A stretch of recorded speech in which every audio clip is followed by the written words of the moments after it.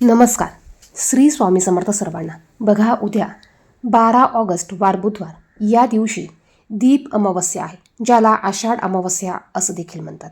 आषाढ अमावस्येला आषाढ महिना संपून श्रावण महिन्याला सुरुवात होत असते आणि म्हणूनच या दिवशी आपण आपल्या घरातील दिव्यांबरोबर आपल्या पितरांसाठी देखील या ठिकाणी एक दिवा प्रज्वलित करायचा आहे.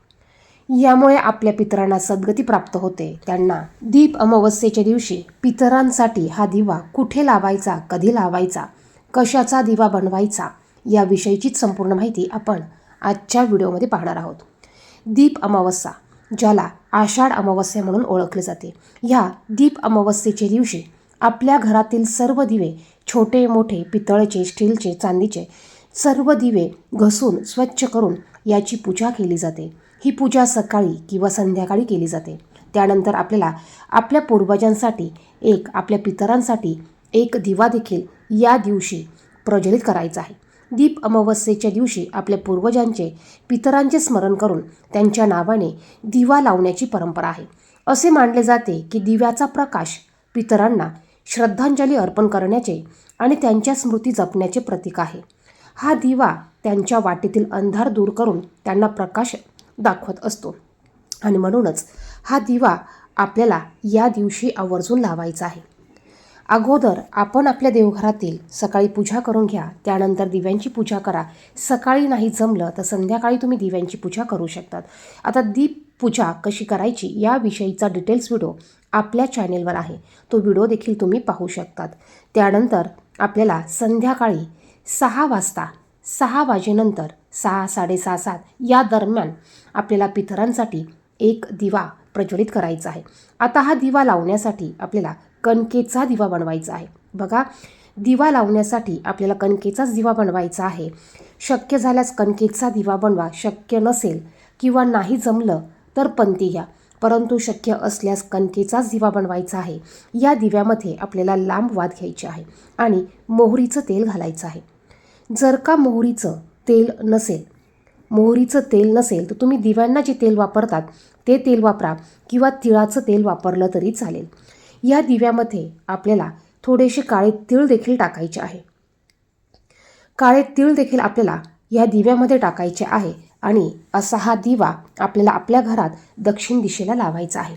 तुम्हाला 2 कणकेचे दिवे बनवायचे आहे. त्यामध्ये मोहरीचं, तिळाचं तेल टाका, लांब वात घ्या, थोडेसे काळे तीळ टाका आणि एक प्लेट घ्या, 2 प्लेटी घ्या. दोन्ही प्लेटीमध्ये तुम्हाला थोडे थोडे तांदूळ ठेवायचे आहे आणि त्यावर तुम्हाला हे दिवे एक ठेवायचे आहे. एक दिवा तुम्ही तुमच्या घरात दक्षिण दिशा जिथे असेल त्या दिशेला हा दिवा ठेवायचा आहे आणि या दिव्याचं तोंड देखील आपल्याला दक्षिण दिशेलाच करायचं आहे. त्याचप्रमाणे तुम्हाला एका छोट्या वाटीत ग्लासात पाणी भरून घ्यायचं आहे. या दिव्याबरोबर तुम्हाला बाजूला पाणी देखील ठेवायचं आहे. त्यानंतर तुम्हाला नमस्कार करायचा आहे. हे पितृदेवताभ्यो नमो नमः, हे पितृदेवताभ्यो नमः. तुम्हाला पितृदेवतेचा मंत्र 11 वेळा म्हणायचा आहे. पितृस्तोती येत असेल, पितृस्तोत्र तुमच्याकडे असेल तर तुम्ही ते देखील म्हणू शकतात. बघा, हा दिवा केवळ मातीचा किंवा तेलाचा दिवा नसतो, तर आपल्या पूर्वजांप्रती असलेली कृतज्ञता, श्रद्धा आणि प्रेमाचा प्रकाश असतो. ज्यांनी आपल्याला हे जीवन, संस्कार आणि कुटुंबाची परंपरा दिली त्या सर्व ज्ञात अज्ञात पितरांना स्मरून हा दिवा आपल्याला लावायचा असतो. दिवा लावल्यानंतर पितरांना शांती लाभो, सद्गती लाभो आणि त्यांचे आशीर्वाद आपल्या परिवारावर सदैव राहू दे अशी प्रार्थना आपल्याला करायची आहे. त्यानंतर दुसरा दिवा आपल्याला आपल्या घराच्या मुख्य दरवाजाच्या, आपण ज्यावेळेस बाहेरून आत येतो त्यावेळेस उजव्या हाताला हा दिवा ठेवायचा आहे आणि दिव्याला आपल्याला नमस्कार करायचा आहे. या पद्धतीने आपल्याला हे 2 दिवे लावायचे आहे.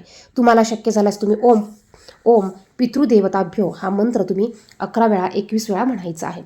यानंतर बघा, आपल्या घरातील देवांची पूजा करून आपल्याला आपल्या घरात आपल्याला दिव्यांची देखील पूजा करायची आहे. आता जे 2 दिवे आपण लावलेले आहेत हे दिवे रात्री 12पर्यंत चालू राहील याची काळजी घ्यायची आहे. दुसऱ्या दिवशी हे दिवे आपण एखाद्या झाडाखाली, एखाद्या मोठ्या झाडाखाली ठेवायचे आहे, जेणेकरून तिथे पशु, पक्षी, कीटक, मुंग्या येऊन ते दिवे खाऊन जातील. व्हिडिओ आवडला असेल तर व्हिडिओला नक्कीच लाईक करा. माहिती महत्त्वपूर्ण वाटली तर इतरांना देखील हा व्हिडिओ शेअर करा आणि कमेंट बॉक्समध्ये ओम नमो भगवते वासुदेवाय नमः, श्री स्वामी समर्थ लिहायला विसरू नका. धन्यवाद.